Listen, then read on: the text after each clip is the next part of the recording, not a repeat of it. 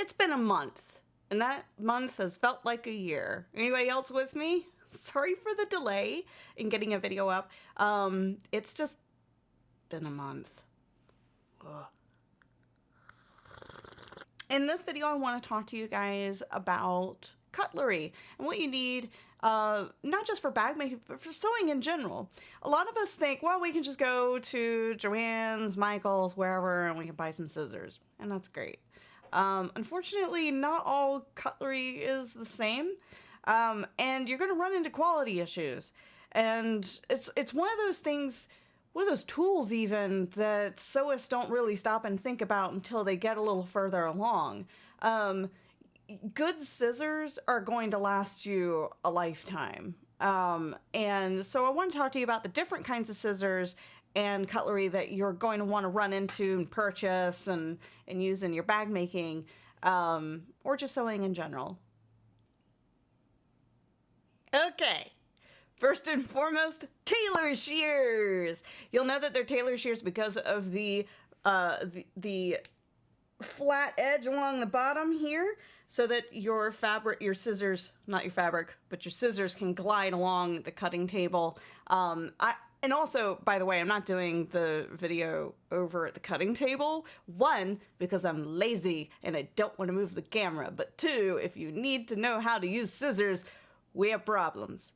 Okay, so Tailor shears come in different sizes. As you see, I have large, oh, and then I have little, oh. So I have a bunch of these, which is great. These two are both the Femoral brand, which I'll get into brands and stuff later, in case anybody's ever curious, because it's worse than trying to decide if you should go Mac or PC, if you should get a Singer or a Brother, etc. You see, I had a long pause on that one because I have words and not enough Jen in the house. So these are Tailor shears. And you'll want these, again, because the bottom is flat and flush to where the handle is. So it's a lot easier for you to move the scissors on the cutting table, so that you don't end up jabbing the table. As opposed to these kinds of shears, which, by the way, are utter crap. Don't get them just because they're pretty and rainbow. They barely work. Anyway, you can see that they're not flat. I'll just put something up there so you can see. So when you're cutting, then there's a chance you're going to gouge your table or whatever is under the fabric. So these I mostly use just as like really quick snips to just clean up some ends on linings and stuff, or to help cut away smaller edges and things. But I don't use them a whole lot. These right here, the Tailor shears, are what I use if I need to cut fabric. And mostly I don't use shears like this with bag patterns. This is more for like clothing, but I do like to keep them around and have them. Now for bag making, since it's so precise, and you'll hear this a lot with quilters as well, you need to get an accurate cut. So that's where I say get the pizza cutter. Except it's not really a pizza cutter, it's a rotary blade. Now, this is a Ginger handle with a Femoral blade. And a good rotary cutter is going to come with the option, I'll put it up to the camera, to remove and place a safety on it. It's very important to understand that you need to have that safety, because you can, and I've seen my friend do this, cut fingertips off with it. It's kind of like getting one of those julienne things for your kitchen, going, this is great, I can have shoestring fries, and then, oh God, I'm going to the ER. So please be careful with these and make sure you get a safety. You can buy Teflon gloves, but I have trust issues, so I don't use those. But this allows you to glide around patterns very easily. I like to trace and use acrylic templates, and so I can get a more accurate cut with the rotary blade. These are great. This is going to be your bread and butter if you're doing a lot of bag making. But again, like if you just have shears, that's fine too. There's nothing wrong with it. It's just easier to get an accurate cut with the rotary blade. So, next. All right, let's pop into snips. So there's a couple different types of snips. So, and they're great for like usually embroidery people use these. And I actually do use embroidery because I'm psychotic and decided to buy a pet Brother PRS 100 during the quarantine. Mistakes were made. Anyway, so you have these kinds of snips, which I like this ASMR here. That's good. More of that. So there's these kinds of snips, which I actually use for thread tails, so I can just trim up the tails really quickly. I have 4 or 5 of these placed around the room because I always lose the dang things. But I leave one next to each of my machines, so I can just quickly go and snip the threads. Now, if you want to get super close, you need to get something that has a curved tip. There you go. See, it's curved. It's like a reversed cat claw. So you want to get this curved tip because it'll let you get closer to the fabric without actually harming the fabric. These are the ones I technically use to clean up like top stitching threads, because as much as we all love fire, if you're using like bonded polyester thread like me, you don't want to be that person that sets your bag on fire or melts anything. So yeah, been there, done that. So I can get right in on that thread and snip it away without hurting anything. And so these are great for the top stitching, but also for getting jump stitches off of embroidery. Those are the smaller stitches that you'll see between color lanes. And I mean, these are great. Just get right in there. They're curved just like you would have for embroidery shears. Those are very small scissors, again with a curved tip. And I'm not covering those because, I mean, snips. Ooh. Sorry, I'm obsessed with that. I guess I need to talk to a doctor about that. Okay, next.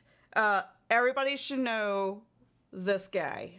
Okay, this is a seam ripper. And for this, well, this is a fancy one. I had a friend make this for me. But your seam ripper is going to have a ball on one end. Why am I showing this like this? I should do this. Hey, look, it's a camera. Okay, so you see it's got the ball at the top, and then it's got the pointy end. And then it's got like this curved section. So what you do is you take the bald section here, and you put it underneath the seam, and then scooch it along. Or you can just take the stabby section and just pull up one at a time. What I tend to do is I honestly, I never trust myself, so I don't do the bald point end underneath the seam and rip like that. I never trusted myself, and so I actually just go like every other stitch and pop it and then release it. Of course, if you're doing this on leather and vinyl, bless. Okay, let's see. Whoa, this one's neat. Okay, so this technically isn't considered a cutty instrument. It's called a stiletto. This is a Safety Stiletto by Femoral. And so that means that it screws off. Let me put up the camera. It screws off and then can hide inside. So it's safety. Safety first. But you just arm it and it looks like a little lance. Now, what you can do is you can use this pointy end not only to poke holes for things like rivets or, you know, other bag things I'm losing track of right now, but you can use it to poke holes like an awl, or you can use it, it's a little flat. It might be a little, yeah, it would be very hard to see if I keep covering it up. God, I'm glad I cut my nails. Anyway, you can see like it's slightly, it doesn't start tapering until about here. And the reason for that is because you can actually use this as a way to help like a thingamajig to push the fabric through the machine. So this section right here is flat, and all you do is you put it on the focus! Put it on the fabric to help guide it through. God, I love the camera, but then it does that stuff automatically, and I'm like, oh God, my face!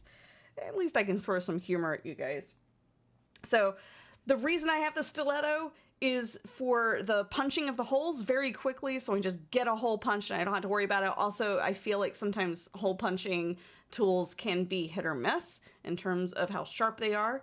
I also tend to use a lot of heavy materials, and so this helps me kind of guide it underneath the foot of the machine and get it there. And I can also use it to hold my seams flat so they don't kind of get bunched up. Even with a walking foot industrial machine, it'll still pull, like when you get to the seam, if you've had it laid out flat like this, it might just go and crunch it under. I hate that. So I use this guy to hold those flat. Now, the best thing, which I actually picked up on from Lauren Mormino, and I get asked about this a lot in my videos where I'm doing tutorials and all of a sudden I'm like, fire! This is called the Beadsmith. It's a thread zapper. It's largely used for beads, for jewelry making, and for melting the ends of the plastic wires, I guess, that they use. However, it works beautifully if you are using bonded polyester or bonded nylon threads. So, and the reason for that is because you have to burn the ends. So it's just got a little slide, let it focus, and you push it out, and this little guy pops out, and you see it, the fire up, boop, okay, that, the focus, okay, that's the burny side. Don't put it on your skin. Ask me how I know. Anyway, you just touch the ends of the threads with that and it burns them right off. So normally when I'm doing work on my industrial machine, I actually use this if it's a construction stitch. If it's just something that nothing's gonna unravel, you know, like the pockets, like the pocket linings and stuff, I'll just leave a long thread tail and I'll use snips for that. But anyway, now, and I think I said that was the last thing. I lied. Get used to it. I'm really good at it. These guys are called EZ Glides. They look like garden shears, but they're not. So you can put your whole ding-dang hand in there. Now, the reason that I have these is really simple. For anybody else who likes to purchase in bulk, also don't ever swing scissors in your face, but they're closed. We're fine. Look, it's got a blunt tip. Anyway, I'm going to get ripped for that in the comments, I'm sure. Anywho, so if you buy things in bulk like I do, especially like the waterproof canvas, and you've got like 10 yards of it, and you're like walking around like this with it, and you're trying to use, look, that small table. Yeah, because, I mean, when you guys see my videos, you don't see from my perspective how itty bitty that table space is. So I use these guys to lay out fabric on the floor and cut them in 1 yard increments that are easier for me to work at. No, I won't do that with a custom fabric that I've purchased or like the nicer exterior fabrics, but with like bulk vinyl and like the waterproof canvas or any other lining fabric that I'm getting at like a wholesale price, heck yeah. Anything that makes my life easier. But this is also great because I do costumes as well. And then sometime in like the August, September time frame, I'm actually going to start working on a Tiger King ball gown dress that I got tricked into making by Quiltoni as a St. Jude incentive when I was streaming in April and May. And this will be king for that because I'll be able to quickly lay out the fabric and cut in chunks.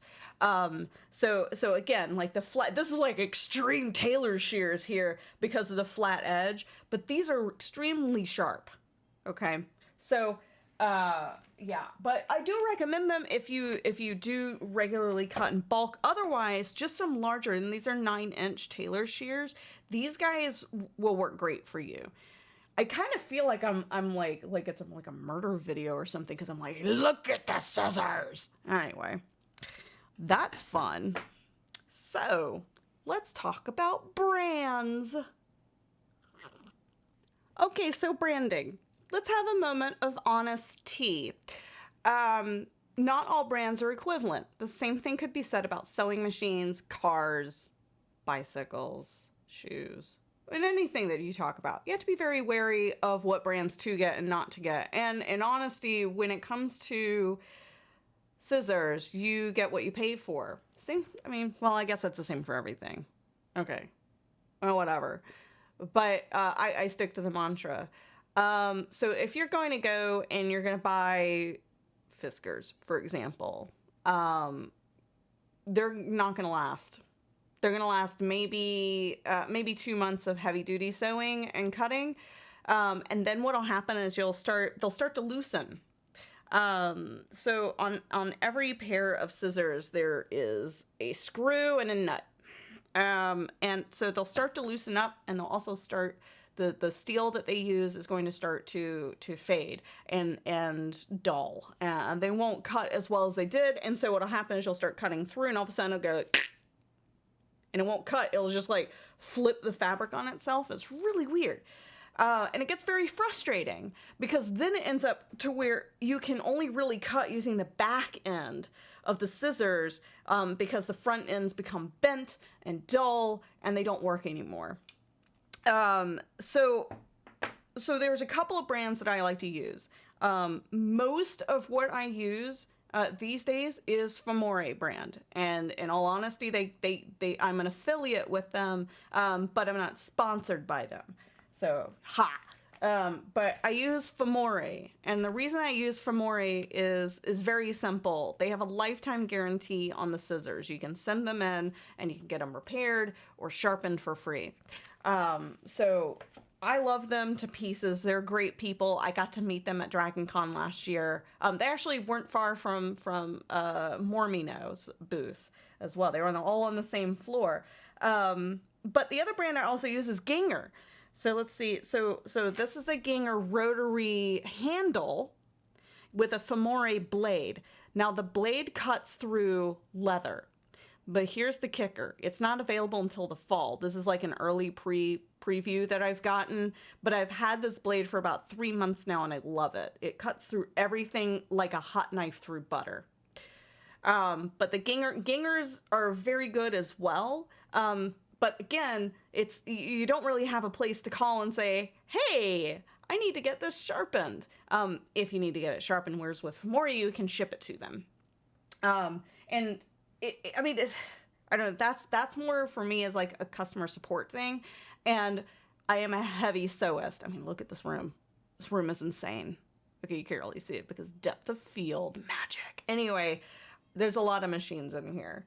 There's 1, 2, 3 sewing machines in here. That's a little crazy. So clearly I love sewing. So when I spend money on my sewing stuff, I don't just throw money away. I get good quality stuff I know is going to last. So these are Ginger Snips. Yeah, those are the Ginger Snips. But these guys, I love the ASMR. These Tailor shears are by Femoral. You can see it. They actually write it on the blades. Let's pull that up there. Yeah, look at that German steel. It's good stuff. So what I'm going to do is down below in the comments, I will link everything so that you guys can like go and look and purchase. The Femoral links will be affiliate links, but I will label them as such. I will say that you get a 20% discount off of Femoral if you use it. But for the Gingers, not so much. Yeah, so that's basically it. I mean, it's not like scissors wars or anything like that, but I want you guys to know what these things are and why it's important to buy good ones so that you don't end up having to repurchase scissors every couple of months. That just sucks. You know, it's like the scissors shouldn't be disposable, especially when you get into the range of like $40, $50 for a good pair of shears. You know, they should last and you should feel good about that purchase. So that's why I give you that information.